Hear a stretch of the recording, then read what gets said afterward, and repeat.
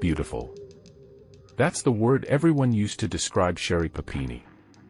With her long, platinum blonde hair and striking blue eyes, she seemed like she had stepped right out of a magazine. Sherri and her husband Keith looked like the perfect couple.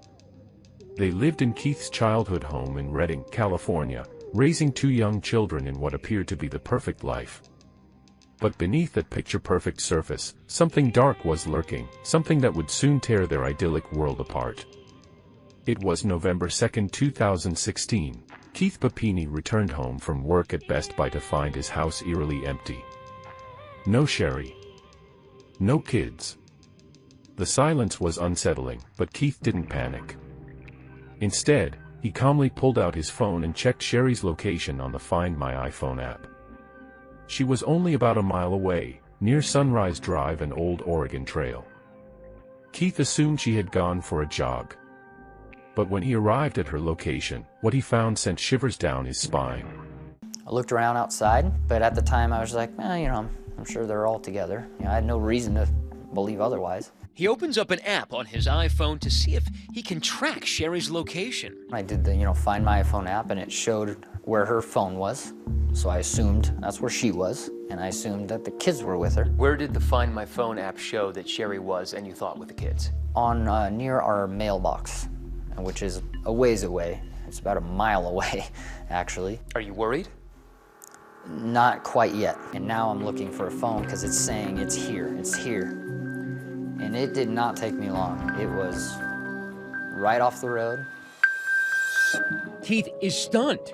It's Sherri's iPhone, lying in the grass, strands of her blonde hair tangled in the headphones. There on the ground were Sherri's iPhone, her earbuds, and a clump of her blonde hair. But Sherri was gone, and Keith knew something was terribly wrong.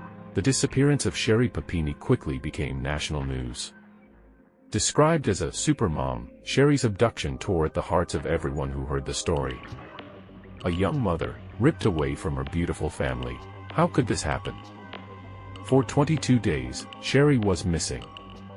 Then, on Thanksgiving Day, she was found, bound in chains, near Interstate 5 in Woodland, north of Sacramento. She told a horrifying story. 2 Hispanic women had kidnapped her, tortured her, and even branded her. The community, her family, and the nation were in shock. Sherri couldn't remember much, but who could blame her? She had survived unspeakable horrors. But not everyone was convinced. You see, this story had eerie parallels to another case, the disappearance of Tara Smith, a Northern California teenager who went missing while jogging in 1998 and was presumed murdered. Sherri and Tara had gone to school together. The Smith family, who had invited Sherri and Keith over for dinner after Sherri's return, believed her story. At first. As the investigation continued, detectives uncovered disturbing inconsistencies.